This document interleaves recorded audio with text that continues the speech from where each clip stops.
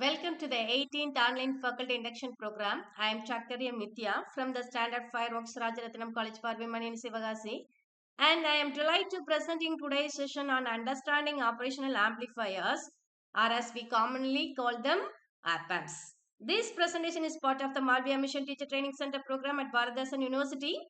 Over the next 5 minutes, we will explore one of the most fundamental and versatile common in modern electronics.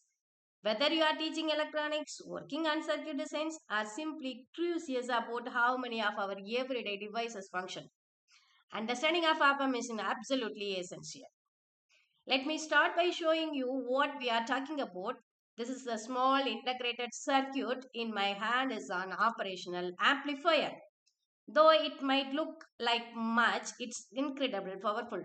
So what exactly is an operational amplifier? Simply, it is a two input, it is a high gain voltage amplifier. The term operational comes from its original use in analog computers to perform mathematical operations like addition, subtraction, integration and differentiation.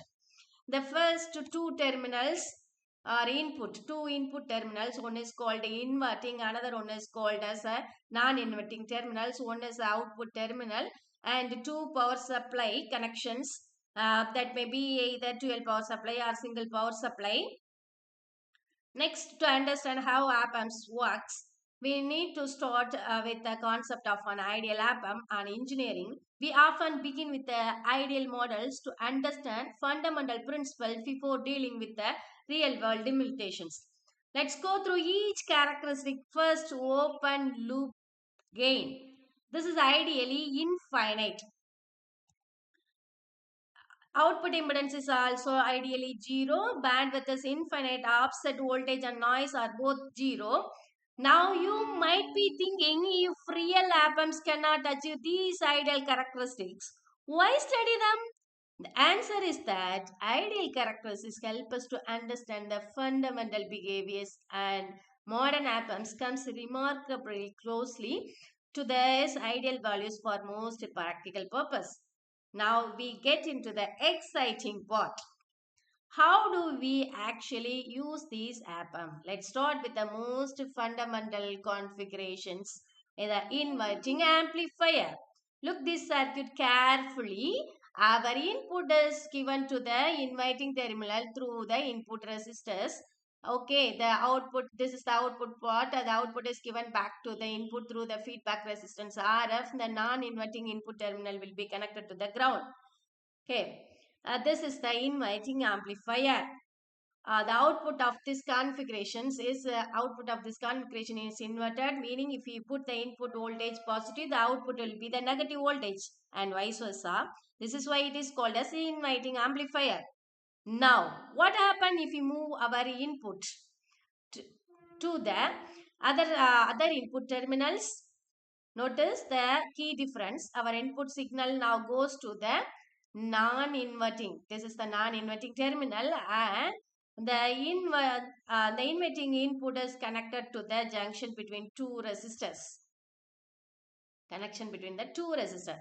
Now the output is now in phase with the input. There is no inversion occurs. Here's a special case that might seem almost too simple but be useful. The voltage follower. This is the voltage follower, also called as unit gain buffer. Look how simple this is. The input goes into the non-inverting input terminal. Non-inverting input goes into the non-inverting input, and the output is connected directly to the inverting input without any feedback. You will find the voltage followers in audio equipment, measuring instrument, and anywhere you need to isolate one circuit from other while preserving the signal voltage. The three configurations we have just covered are the building blocks, but op-amp can do so much more. Give you a quick tour of some other common applications.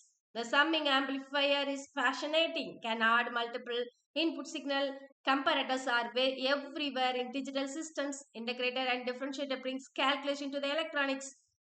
And filters. Whoa, the variety of filters.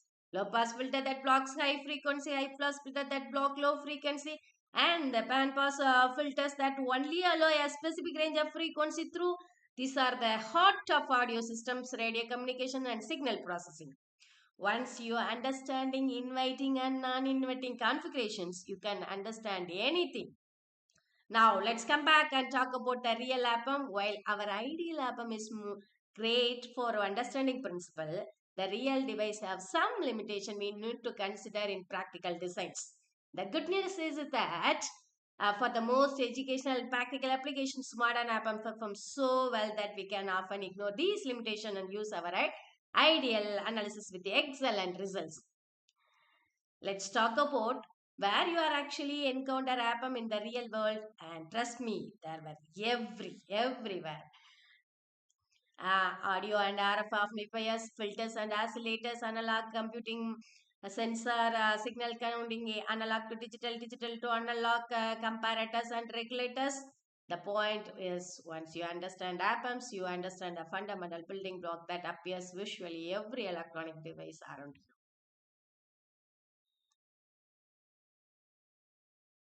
We we started by understanding what an APAM is: high gain amplifier, two input signal, one output signal, so and so. We surveyed advanced applications like summing amplifier.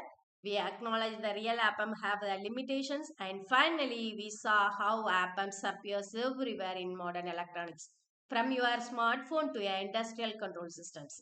As educators, understanding APAMs gives you an insight into a component that's truly fundamental to the modern technology. Thank you for joining me in this explorations. I hope this presentation have given you both the theoretical foundations and practical insights to understand and teaching this important topic. If you have questions or would you like to explore any of these concepts further, I encourage you to experiment with the circuit simulation software or hands-on breadboard experiments. This concludes our session on understanding operational amplifier. Thank you for your attention and I wish you success in your continual learning and teaching endeavors. Thank you and have a great day.